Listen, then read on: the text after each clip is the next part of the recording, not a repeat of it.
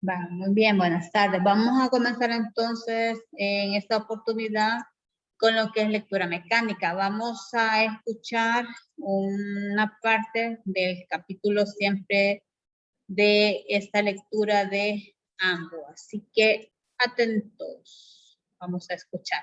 Delitos de Ambu, por Rodolfo Kerkus. En las calles, en los centros comerciales, en las discotecas, en los restaurantes, en los colegios, en las reuniones familiares, en redes sociales, en cualquier parte de esta ciudad, de este país e incluso en el extranjero se habla de Ambu. Y a pesar de todos los enemigos que tiene, nadie ha logrado detener sus transmisiones. Y es que también hay quienes no quieren que se detengan. Necesitan que él siga transmitiendo para rastrearlo. Ya lo han intentado. Han hecho muchas redadas en busca del enmascarado y de su equipo, pero no lo han conseguido. Eso quiere decir que detrás hay una gran cantidad de hackers trabajando para ocultar las terminales desde donde se suben los videos o se transmiten. Muchas personas están sumamente preocupadas, principalmente los corruptos. Nunca en la historia alguien había sacado a relucir tanta información comprometedora sobre ellos. Políticos, periodistas, empresarios, jueces y muchos otros profesionales de otros sectores han quedado expuestos. Todos lo niegan, pero en las redes sociales, Ambu tiene el poder. Empezó con un canal de YouTube y ahora tiene perfiles en importantes redes sociales como Instagram, Facebook y Twitter, de modo que llega a una gran variedad de públicos. En las calles se han iniciado manifestaciones. La población está pronunciándose en contra de los delitos de cuello blanco. Este medio de comunicación también se pronuncia a favor de Ambu, pues es necesario que se conozca la verdad. Desde luego, sería bueno que en el futuro se supiera la identidad de esta organización o personaje. Al principio se pensó que Anonymous estaba detrás de todo, pero incluso los miembros de este grupo dejaron claro que no estaban asociados con Ambu de ninguna manera. Sin embargo, aseguraron que lo apoyarían si él los necesitaba. La identidad de Ambu, pues, sigue siendo un misterio. Exhorto a otros periodistas y a otros medios de comunicación a pronunciarse a favor de Ambu y apoyarlo, pues esta entidad o persona se ha constituido en un símbolo de la defensa de la democracia. Todos deberíamos estar agradecidos con Ambu. Nadie debería perseguir a este ciudadano o grupo comprometido, ya que se ha valido de Internet para revelar muchas verdades ocultas de nuestra sociedad, a la vez que ha aportado pistas a la policía y a la población en general para identificar a los criminales que se esconden tras corbatas, placas, periódicos e incluso uniformes deportivos. Recuerda, Ambu, no estás solo. Te apoyamos. Hay personas en las que puedes confiar.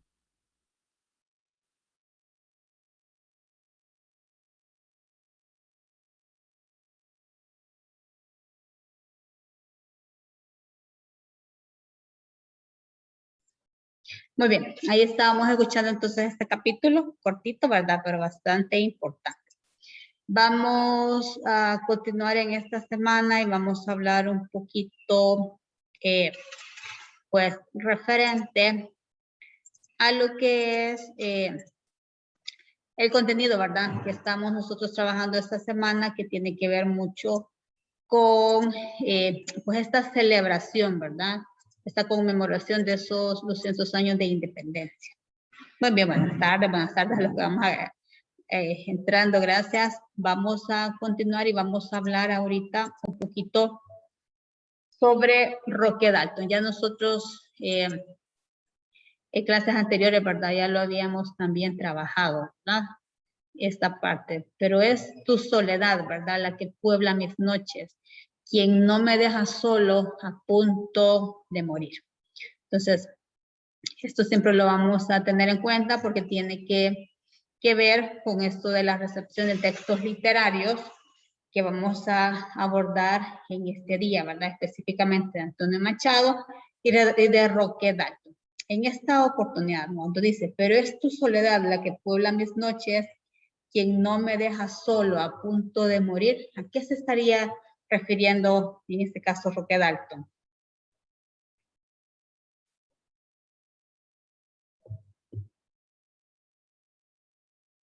A punto de morir, se habla su soledad. ¿Qué sentimiento podríamos decir que está percibiendo en ese momento el autor?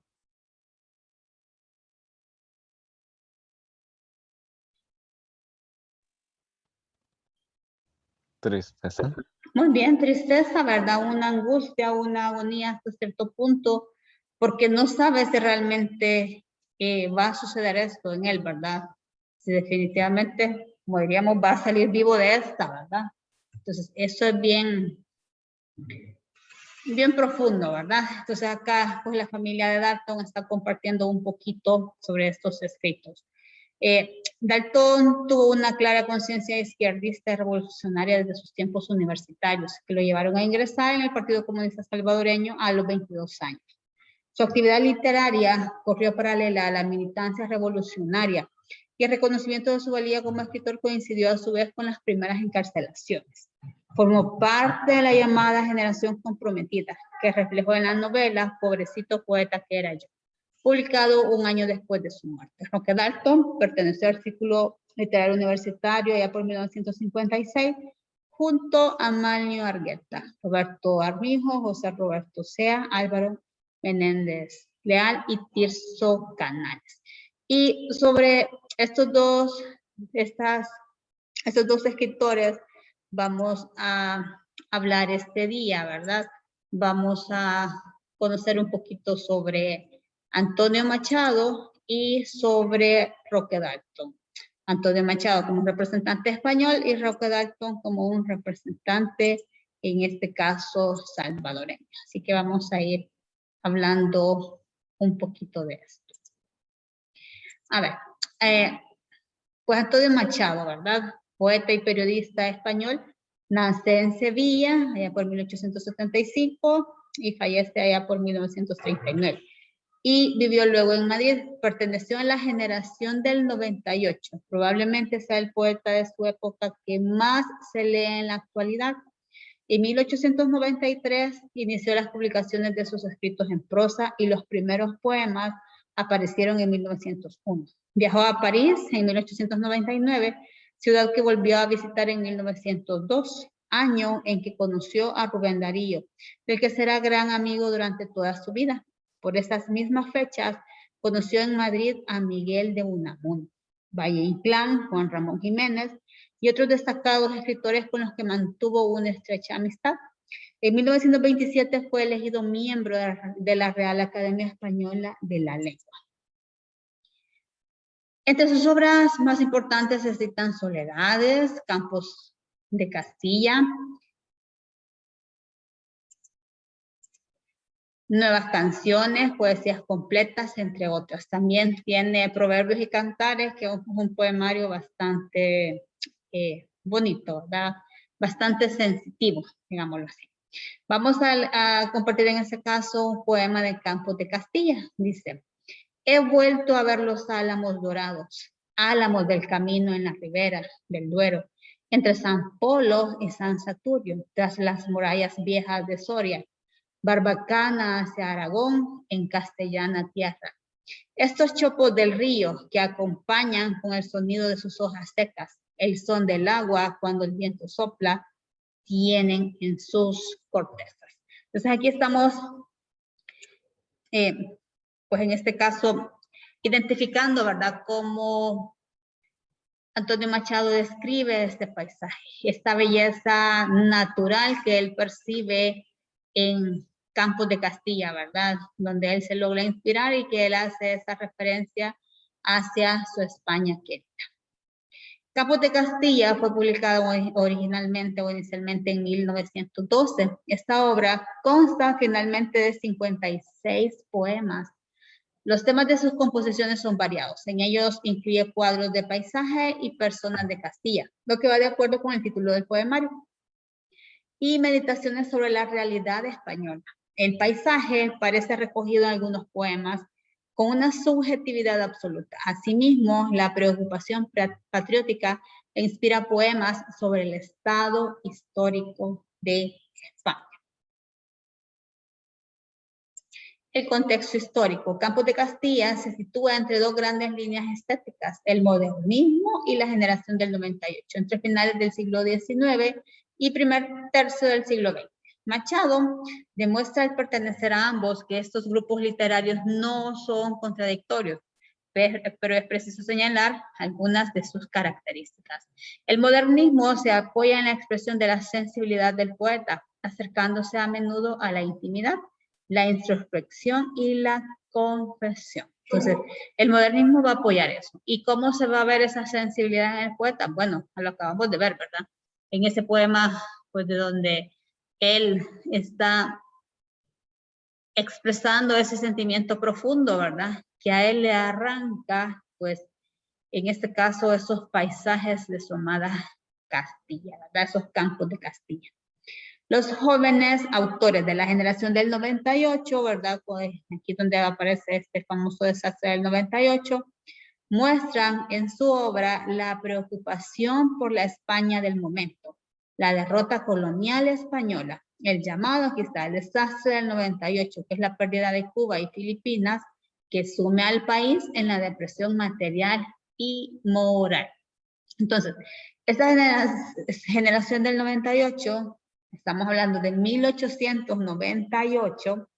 A ver, nosotros estamos ya conmemorando estos 200 años de independencia, ¿verdad? 1821. Entonces, quiere decir que desde esas fechas, más o menos, donde comienzan esos movimientos independencistas, allá, bueno, el primer grito de independencia para nosotros se da en 1811, pero obviamente antes de ese grito de independencia, habían, ¿verdad?, esos movimientos. Entonces, hasta 1898, donde ya definitivamente ya no queda ninguna colonia española en América, ¿verdad?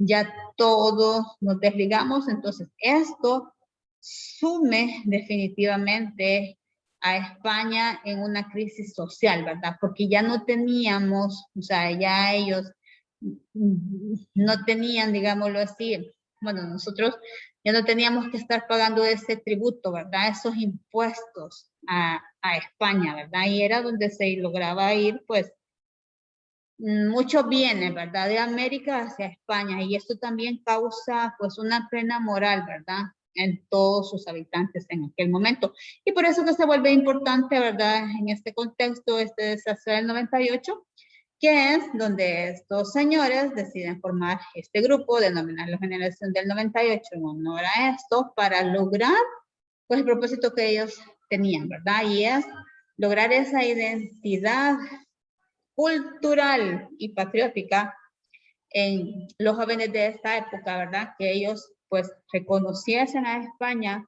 no solo como su nación, ¿verdad? Sino que también se sintieran orgullosos de ser españoles. Y a la larga siento yo que ellos sí lo han logrado, porque cuando se tiene la oportunidad de hablar con personas, ¿verdad?, de origen español, pues ellos manejan muy bien todos sus datos históricos, tiene que ver mucho con toda esta cultura, ¿verdad?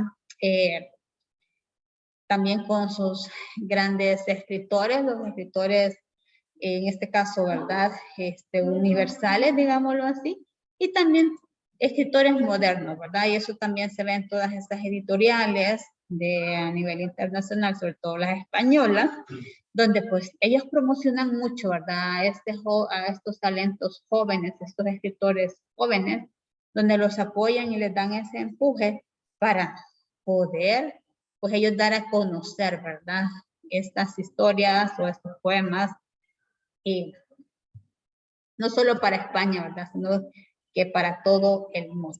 Y sí han logrado esa identidad. Vamos a escuchar en este momento, vamos a ver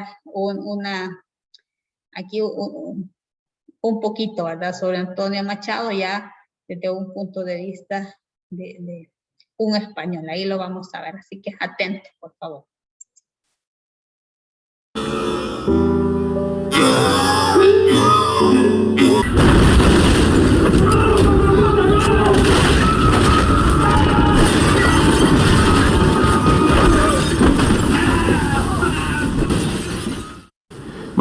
días, queridos alumnos. Me estaba acordando de una canción del grupo Mecano que se llamaba No es serio este cementerio y que en el estribillo decía: y los viernes y tal, si en la fosa no hay plan, nos vestimos y salimos para dar una vuelta sin pasar de la puerta, eso sí. Así que feliz viernes y vamos a disfrutarlo lo más posible. Bien, en la lección de hoy vamos a seguir hablando de Campos de Castilla, ese libro de Antonio Machado, del que comentamos en el vídeo anterior un poema, uno de los mejores poemas que se ha escrito en español, que es A un olmo seco. Pues bien, la mayoría de los críticos, y es también mi opinión, consideran que la obra más madura de Antonio Machado es precisamente Campos de Castilla. Bien, de hecho Antonio Machado tiene poemas posteriores, como los que se recogen en el libro Nuevas Canciones, que por mi parte, y esto es una opinión personal, no me gustan demasiado, si bien hay algunos momentos brillantes, como siempre en la obra de Machado, porque tienden a ser poemas más cortos, de tipo más filosófico, algunos incluso son semejantes a refranes, y bueno, yo creo que en este caso su obra cumbre es Campo de Castilla, la que vamos a estudiar a continuación.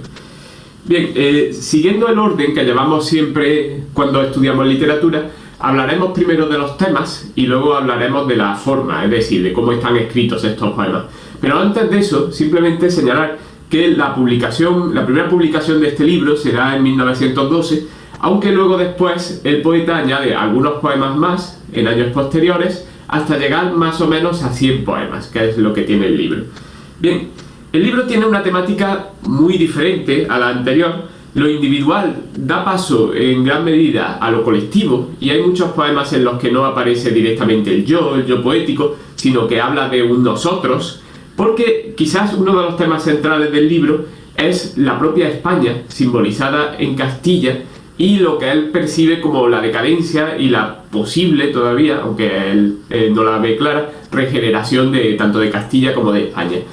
Si nos fijamos en la historia de España, hay algo peculiar, ya que España se genera sobre todo su unidad a través del centro, a través de Castilla y toda la fuerza que tiene esta región en la Reconquista, y luego también en los primeros siglos de la era moderna, sobre todo la Castilla de los Austrias.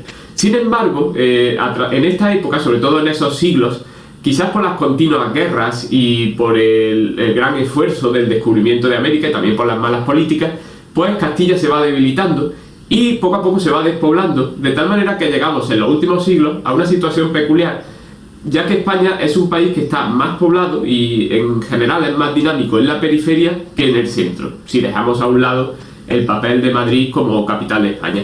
Esto es algo que percibe Antonio Machado, que percibía con gran fuerza en su época, y que le hace hablar de Castilla como si fuera el símbolo de una España que necesita una regeneración y que está anclada en el pasado. Demasiado ignorante y demasiado orgullosa para ponerse al día, y esto queda simbolizado sobre todo por un poema que comienza diciendo: ese hombre del casino provinciano que vio a Carancha recibir un día, tiene mustia la piel, el pelo cano, ojos velados por melancolía. Este hombre, que representa de alguna manera una especie de pequeña élite rural de provincias, es el símbolo de esa Castilla y de esa España sin ganas de avanzar, completamente de espaldas a Europa, completamente también de espaldas a la modernidad, que vive de las rentas y que apenas se interesa por la cultura ni nada que no sea pues su pequeño olivar, como dice en una parte del poema, y bueno, y las herencias que puede recibir para seguir viviendo sin trabajar. Hay algunos versos muy curiosos en este poema, unas descripciones muy buenas de ese hombre. Dice: bajo el bigote gris, labios de hastío y esa triste expresión que no es tristeza, sino algo más o menos el vacío del mundo en la oquedad de su cabeza. O por ejemplo, más adelante, cuando habla del origen de su riqueza, que solo usa, no la invierte, solo la usa para vivir sin trabajar, pues dice: 3 veces heredó, 3 ha perdido al monte su caudal, 2 ha enviudado. Es decir, simplemente ha recibido herencias. Y en la parte final acaba de una manera muy concluyente, como dictando sentencia sobre este hombre, y dice: este hombre no es de ayer ni es de mañana, sino de nunca, de la cepa hispana. No es el fruto maduro ni podrido, es una fruta vana de aquella España que pasó y no ha sido esa que hoy tiene la cabeza cana. Bien, un poema bastante impresionante.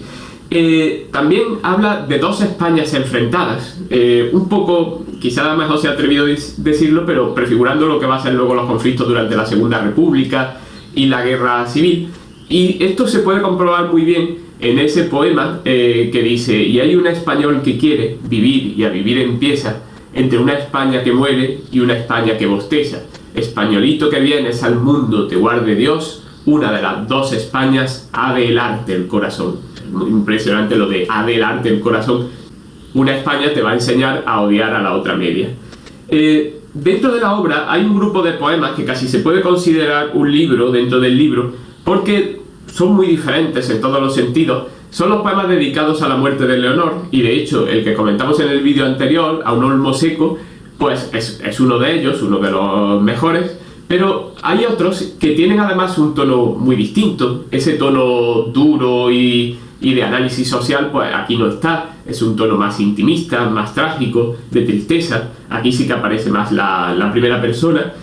Se podría decir, como he dicho antes, que de alguna manera es una obra dentro de la obra. En cuanto a la forma, el libro tiene características muy distintas a las de Soledad de Galerías y otros poemas. La métrica es bastante variada y no hay un patrón común. Hay tanto poemas en rima consonante, poemas en rima asonante, verso largo, verso corto. Aquí podríamos destacar, por ejemplo, los alejandrinos, que con mucha fuerza, como si fueran golpes de martillo sobre un yunque, componen un poema que empieza diciendo: Castilla miserable, ayer dominadora, envuelta en sus andrajos, desprecia cuanto ignora, que es uno de esos poemas en los que habla de la decadencia de Castilla. Y también tenemos, por ejemplo, la rima asonante y la forma de romance que tiene La tierra de Álvar González, que es el poema más extenso del libro y que cuenta toda una historia, es un poema narrativo. Las composiciones tienen un lenguaje menos adornado y menos sentimental. Aparece más el nosotros colectivo de España y de Castilla, o incluso la propia Castilla, como si fuera una personificación con lo que se habla directamente. Eso aparece más que el típico yo poético, intimista, en primera persona, aunque ese yo poético sí que aparece, como hemos dicho antes, en los poemas dedicados a Leonor, a la muerte de Leonor, que, como hemos dicho, constituyen una parte especial del libro. Y hasta aquí la clase de hoy. Disfrutad del fin de semana y nos vemos la semana que viene. Y hoy quiero volver a ponerme las gafas, pero en este caso en homenaje a los que son los héroes, los soldados en primera línea de batalla de esta guerra, que son los profesionales de la sanidad. Así que feliz fin de semana y hasta la próxima.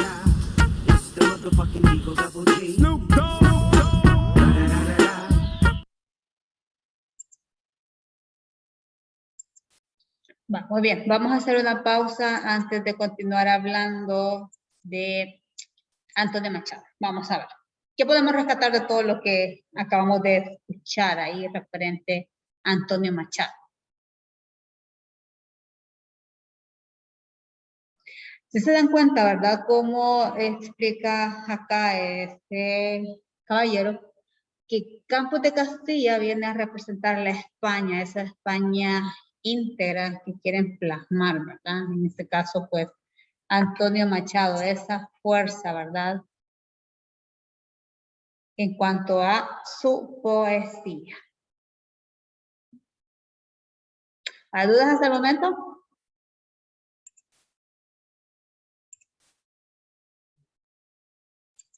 Va, muy bien, excelente. Vamos a ver.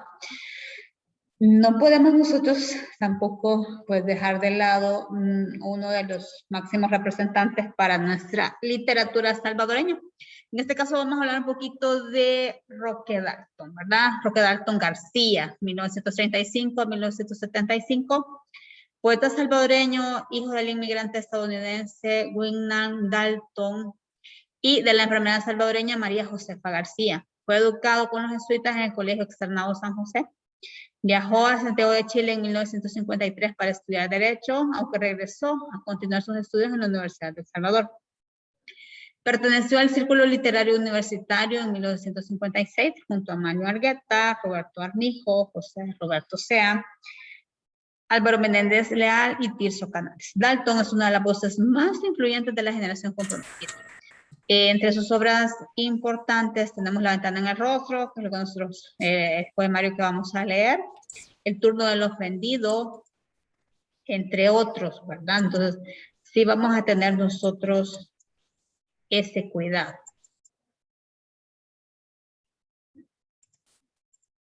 Cuando leamos en este caso,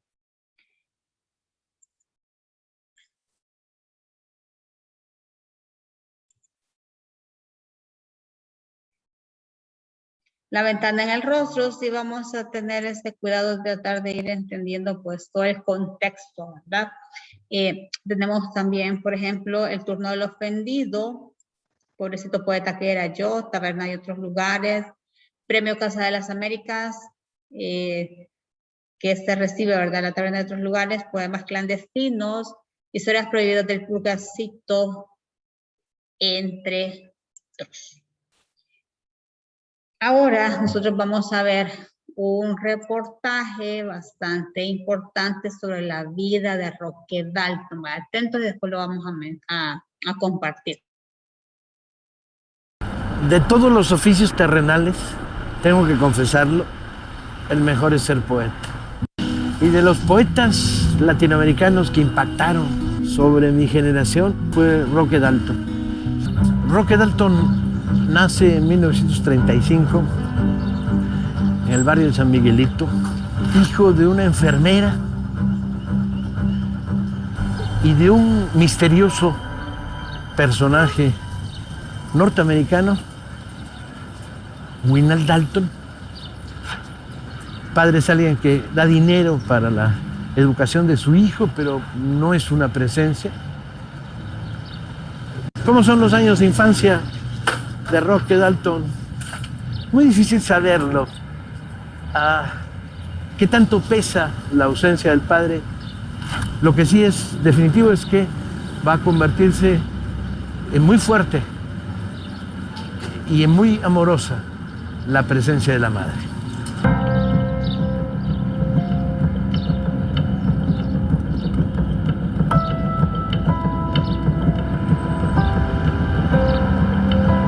Roque pasó sus primeros años en la casa materna.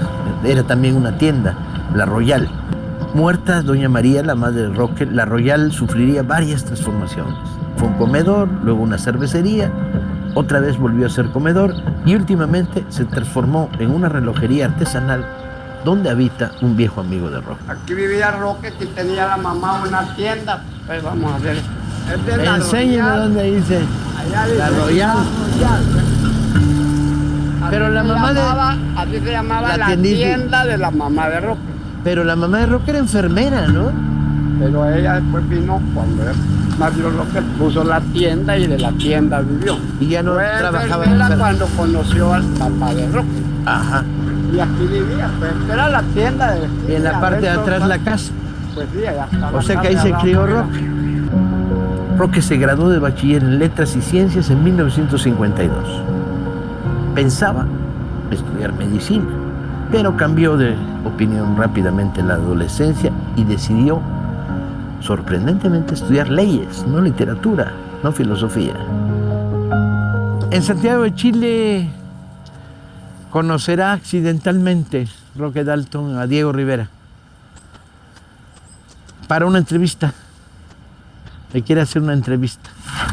Y Rivera, en su típico estilo rompedor, le dice, ¿y usted qué es? Y Roque le contesta, social cristiano. Rivera lo mira y le dice, ¿y no ha leído a Marx? Y Dalton se achica, no dice nada, y Rivera lo manda para el coño de su madre. ¿Sí? Cual habitúa, despótico.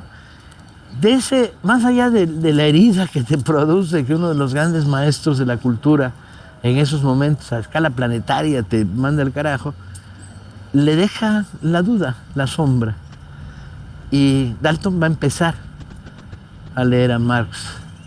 No creo que por la influencia de la sacudida de Diego, sino por el ambiente que está viviéndose en la Universidad de Chile. En 1957, a Roque lo van a enviar a la Unión Soviética.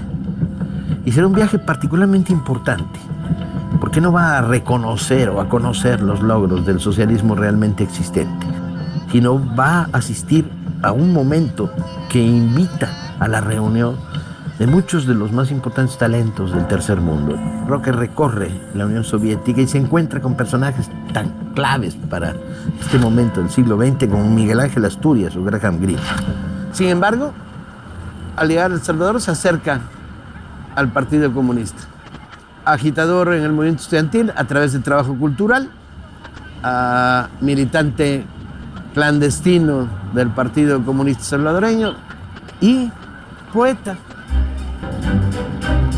59 va a ser un año de impacto. La Revolución Cubana está ahí. Para toda América Latina, en particular por razones de cercanía para Centroamérica, la Revolución Cubana va a pasar como una ola de ilusiones, sorpresas. En diciembre de ese año, una protesta callejera en contra del gobierno publica la detención, la primera detención de Dalton. Él en la cárcel conoce a dos muchachos que están presos y uno de ellos le pide que sea su defensor cuando Roque sale de la cárcel. A él se lo querían llevar así en pijama y yo les pedí que lo dejaran que se vistiera. Me dijeron que sí, que estaba bien. Nos llevaron a la policía. Ahí nos meten en una Bartolina a mí y a él en otra. Existe una fotografía memorable en el momento en que Roque Dalton es liberado, vitoreado en las afueras de la cárcel por una multitud.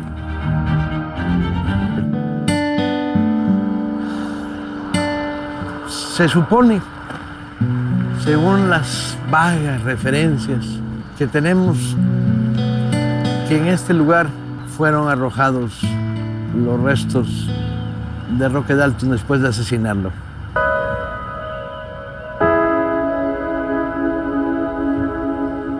El caso de Dalton es un tema de impunidad. Fue un crimen injusto, fue un crimen horrendo, como dijo Cortázar en su momento. Ya que no hay un reconocimiento oficial, pues entonces ese reconocimiento que hacen los jóvenes a través de los muros, pues eso a mí me parece maravilloso.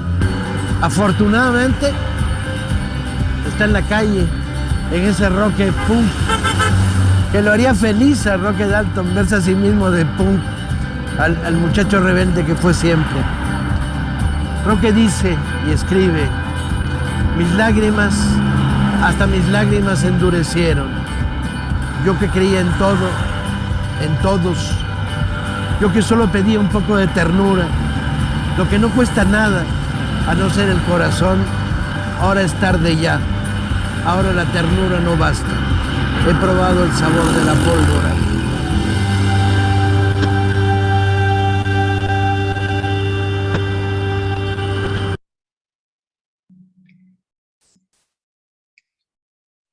Va, muy bien. ¿Qué les pareció de este reportaje?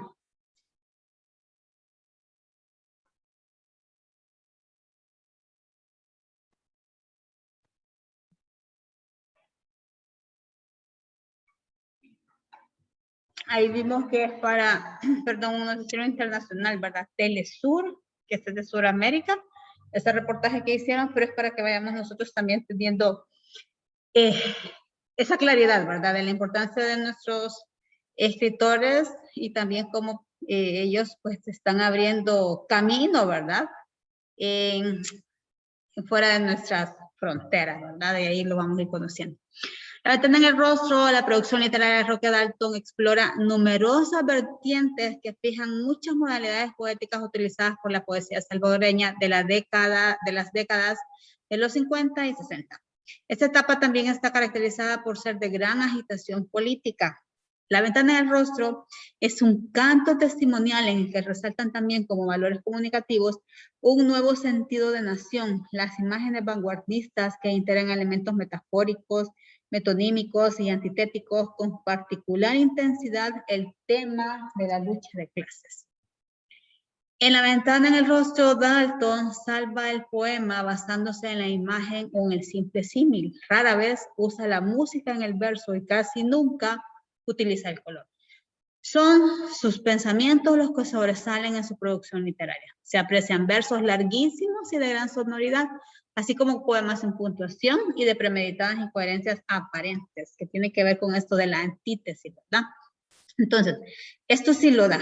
La verdad, Dalton viene a romper con toda esa métrica, digámoslo así, ¿verdad? Como con todo el orden en cuanto a escribir poesía, ¿verdad? Él va a tener versos de hasta 23, 27 sílabas, va a tener versos que solo tienen una sílaba, y ahí usted lo va a ver, ya cuando nosotros podamos leer La ventana en el rostro. Y vamos a ir viendo también esos temas, ¿verdad? Que él va presentando, esa lucha de clases que él también explora, esa denuncia social, podríamos decir, que nosotros vamos a conocer acá. Entonces, así ahorita hemos conocido ya un poquito de estos dos grandes poetas y vamos a seguir hablando un poquito, en este caso, pues, de Roque Dalton. Esto también está allí en la plataforma Santillana, ¿verdad? Entre los recursos que nosotros estamos presentando. Aquí el recurso se titula Conoce a Roque Dalton. Vamos a hablar de la biografía, así a grosso modo. Pues él nació el 14 de mayo de 1935 en San Salvador, El Salvador. Estudió Derecho y Antropología en El Salvador, Chile y México. Se da a conocer siendo muy joven cuando publicó sus primeros poemas en el Diario Latino 1956. Su actividad revolucionaria como miembro del Partido Comunista hizo que fuera perseguido por los gobiernos militares de su tiempo, razón por la cual estuvo en la cárcel, y en 1961 se exilió en Guatemala, México, Cuba, Checoslovaquia, país que existió hasta 1992, Corea y Vietnam del Norte.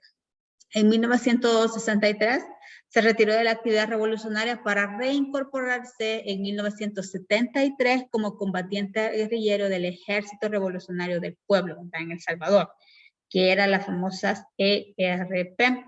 Fue juzgado y ejecutado por sus compañeros de la ERP por razones pues no determinadas. De ahí lo presenta en este caso este periodista, ¿verdad? Que dice que se cree que ahí es donde fueron enterrados los restos de Roque Dalton.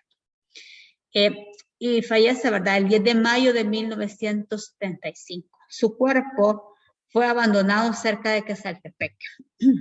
Los literatos hispanoamericanos más destacados de esa época manifestaron su indignación por la pérdida de uno de los escritores más relevantes de su tiempo.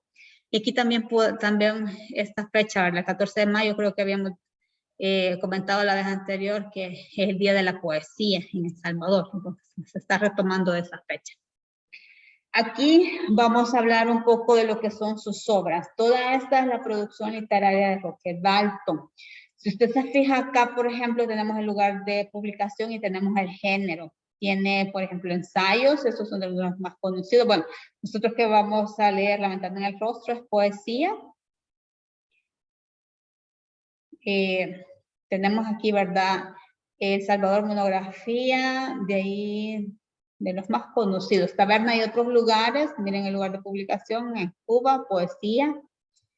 Vamos a ver cuál era lo otro. Miguel Mármol y los sucesos de 1932, ¿verdad? Que este año sí fue bastante conflictivo para nuestro país, ¿verdad? En El Salvador, es un ensayo.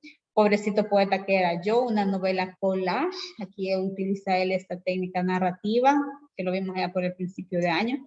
Las historias prohibidas del Pulgarcito también. Un poema collage, allá no es novela, sino que es poema collage. Un libro rojo para Lenin, que también lo mencionaban por ahí.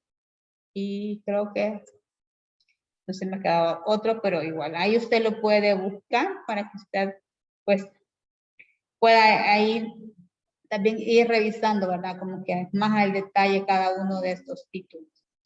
Los premios que él obtiene, bueno, aquí vamos a ver. Una mención honorífica en 1963, Roque se ganó una mención honorífica en el premio Casa de las Américas por su obra El turno del ofendido, que lo consagró como el poeta más relevante de El Salvador en esa época. También en el premio Roque Dalton fue considerado una verdadera promesa de la literatura latinoamericana. Por ello, fue galardonado con el Premio Centroamericano de Poesía, ¿verdad? En 1956, 1958 y 1959. 3 años que obtuvo este reconocimiento. Y también obtiene de este certamen Casa de las Américas, ¿verdad? Este premio es uno de los más antiguos y prestigiosos certámenes literarios del continente y fue ganado por Roque Dalton en la rama de poesía en 1969 con Taberna y otros lugares. Las muestras literarias. Aquí vamos a ver un poquito sobre lo que él se logra destacar, ¿verdad? Hay un poema, se me ha escapado el nombre, pero habla de nosotros los salvadoreños, ¿verdad? Los véndelo todo, los cómelo todo. Ya me voy a recordar cómo se llama ese poema. El uso del lenguaje coloquial y la fuerza de las palabras que utiliza hacen de la poesía de Roque Dalton una vocera de su espíritu rebelde con la que plantea las problemáticas sociales y otros temas, utilizando un tono sarcástico, irónico o muy tierno. Acá, por ejemplo, cuando usted tenga la oportunidad de venir al cole, ahí busque en todas las muestras que nosotros tenemos colgadas ahí en las paredes, ¿verdad? Aquí en la primera planta y en la segunda planta también está, hay un poema dedicado a Salarrué y lo ha hecho Roque Dalton y describe también a Salarrué que está utilizando, por ejemplo, este lenguaje coloquial, ¿verdad? Esos modismos propios de estos cuentos de barro y él le hace ese poema en honor a su cumpleaños, bien bonito, ahí usted lo puede ver, buscar. Orígenes, dice: has nacido para desentrañar la solución del odio, para ascender, llevando al pueblo de la mano a la altura del trueno, para romperle el alma al hambre, para llenar de rosas liberadas la mirada del pobre, para bordarle el corazón a la mañana y establecer su exacta nitidez entre los pueblos que esperan, para decirle al soldado, al cura, al poeta repleto de soledades sórdidas, a todo aquel que se quedó en la noche, que aún no contamos con él para construir, que aún contamos con él para construir el mundo proletariado, que nos dará la dicha así, sencillamente, como se da la mano, la tierra, la esperanza. Aquí, si usted observa, estamos hablando de esta situación que él plantea, ¿verdad? En sus temas, que lo mencionaba por ahí también en el reportaje. Esa lucha de clases, porque dice acá, ¿verdad? Has nacido, o sea, aquí a quién le está hablando, a cada uno de nosotros, ¿verdad? A cada uno de los salvadoreños, para desentrañar la solución del odio, que ya no exista eso, ¿verdad? Para bordarle el corazón a la mañana y establecer su exacta nitidez entre los pueblos que esperan, para decirle al soldado, al cura, al poeta repleto de soledades sórdidas, a todo aquel que se quedó en la noche, que aún contamos con él para construir el mundo proletariado que nos dará la dicha así, sencillamente, como se da la mano, la tierra, la esperanza. Entonces aquí, cuando habla del mundo proletariado, obviamente se va a referir a todos nosotros, ¿verdad? Todos nosotros como salvadoreños. Esa esperanza, ¿verdad? Que todos tenemos por, pues, tener un país mejor, ¿verdad? Por construir un país mejor. No siempre fui tan feo, un fragmento.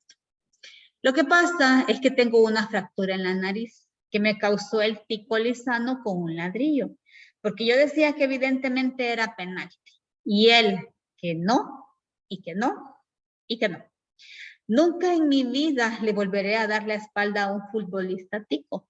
Y luego fue Quique Soler quien me dio en el ojo derecho la pedrada más exacta que cabe imaginarse. Claro, que se trataba de reproducir la toma de Okinawa, pero a mí me tocó ruptura de retina.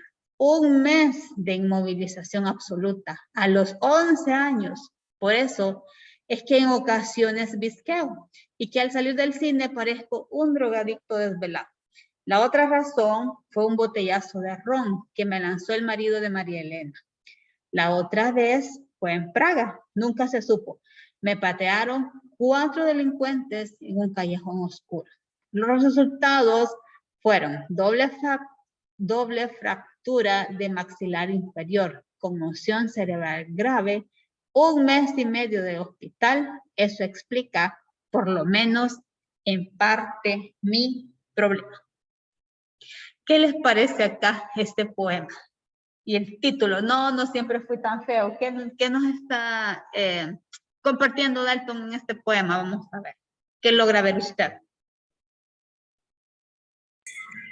Que antes era menos. Muy bien. Y aquí nos está contando todas esas situaciones que le han, que lo han obligado, ¿verdad? Sobre todo en su rostro, a sentirse él, ¿verdad?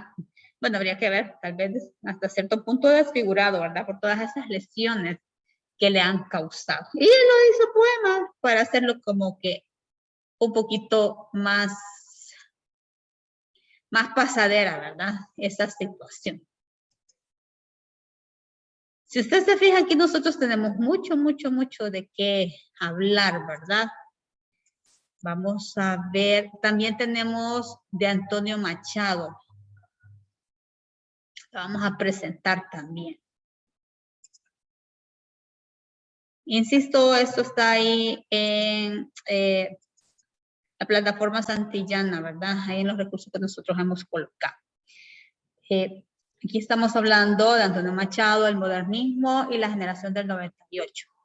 Antonio Machado, como cualquier otro ser humano, es producto de la situación de su tiempo, pero con un extraordinario talento para la creación literaria, por ser uno de los grandes representantes de las letras españolas. Aquí tenemos nosotros la cronología, ¿verdad?, de toda su historia. Miren, aquí iríamos desde 1875, año en el que nace, y finalmente a 1939. Aquí nosotros también podemos, ahí para que usted también lo vaya viendo, ¿verdad? Esta cronología. El modernismo. ¿Qué es esto del modernismo? ¿Qué es la tendencia que tenía él? Recordemos que estamos hablando del modernismo, estamos hablando también de lo que era, la generación del 98. Bueno, muy bien. En los últimos años del siglo XIX, el realismo entró en una fase de agotamiento y un nuevo movimiento estético surgido, esto es bien importante, en Hispanoamérica y representado por Rubén Darío. Inició su recorrido en la literatura española, el modernismo. En España, el modernismo fue menos brillante que en Hispanoamérica. Entre los escritores que cultivaron esta estética se destacaron Salvador Rueda, Manuel Machado, Antonio Machado y Juan Ramón Jiménez, los dos últimos, la generación del 98. El modernismo más sensorial y esteticista, representado en la literatura por Rubén Darío, tuvo también un espléndido desarrollo en las artes plásticas. También fueron temas modernistas. ¿Cuáles son esos temas modernistas? Bueno, la exaltación de las pasiones y la melancolía, el pesimismo, el desencanto y la falta de creencias religiosas firmes. La reflexión sobre cuestiones existenciales como el paso del tiempo, la muerte y Dios. La angustia de los poetas modernistas fue en ocasiones existencial. Veamos entonces esto de paisaje de Mallorca de España. Miren qué bonito aquí el paisaje, ¿verdad? Cómo lo está presentando. La obra de Antonio Machado. El estilo poco rebuscado de Antonio Machado se identifica por sus versos simples, mediante los cuales manifiesta una gran profundidad de espíritu y expresa sentimientos íntimos y amor patrio. Sus obras más destacadas son Campos de Castilla, Nuevas Canciones, Cancionero Apócrifo, La Guerra y Soledades. Vamos a leer entonces acá, extraído de esta obra, pues más emblemática, ¿verdad? Como decía también ahí este profesor, ¿verdad? Pues más madura de Antonio Machado. Una larga carretera entre grises peñascales y alguna humilde pradera donde pasen negros toros, zarzas, malezas, jarales. Está la tierra mojada por las gotas del rocío y la alameda dorada hacia la curva del río. Tras los montes de violeta, quebrado el primer albor, a la espalda, la escopeta, entre sus galgos agudos, caminando un cazador de Campos de Castilla. Aquí está, pues, él describiendo una situación cotidiana en aquel momento, ¿verdad? Y nos está diciendo ¿Qué es lo que está observando un cazador? Pues ese paisaje maravilloso, ¿verdad? Representado aquí en Castilla, y que viene a darle, pues, esa vida, esa fuerza a esta España que estaba decayendo en aquel momento después de esta parte de esta guerra, ¿verdad?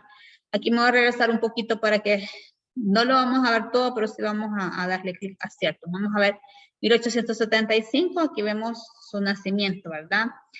Vámonos aquí en 1919, dice que se traslada a Segovia, donde desarrolla una intensa actividad de cultura popular. En 1931 enseña en el Instituto Calderón de Madrid, más tarde pasará al Instituto Cervantes. En 1936, bueno, sí, se me olvidó preguntarles a ustedes eso, pero ustedes se lo manejan bien. La Guerra Civil Española le obliga a instalarse en un pueblecito de Valencia, donde se dedica a escribir en defensa de la República. ¿Quién gobernaba en este momento España en 1936? Vamos a ver quién me ayuda ahí con ese dato.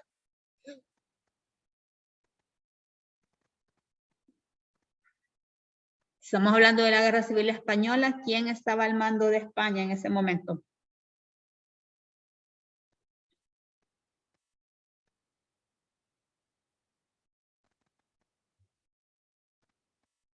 Vamos a ver, ¿qué pasa ya por 1938? Se refugia en Barcelona. En 1939, pues muy delicado de salud, se marcha a Francia con su madre, quien también está enferma. Fallece el 22 de febrero. 3 días después muere su madre y 2 meses más tarde termina la guerra. Entonces estamos de 1936 a 1939. ¿Quién estaba entonces? ¿Quién lideraba en aquel momento en 1936? España, que estaban en guerra. Vamos a ver aquí. Muy bien, Franco. Fíjese que se me ha escapado el nombre. Aquí me pregunta Francisco Franco. Ah, pues sí, así sería. Correcto, muy bien, gracias. Vale. Se dan cuenta que sí manejamos muy bien la historia. Vale. ¿Dudas hasta el momento, chicos?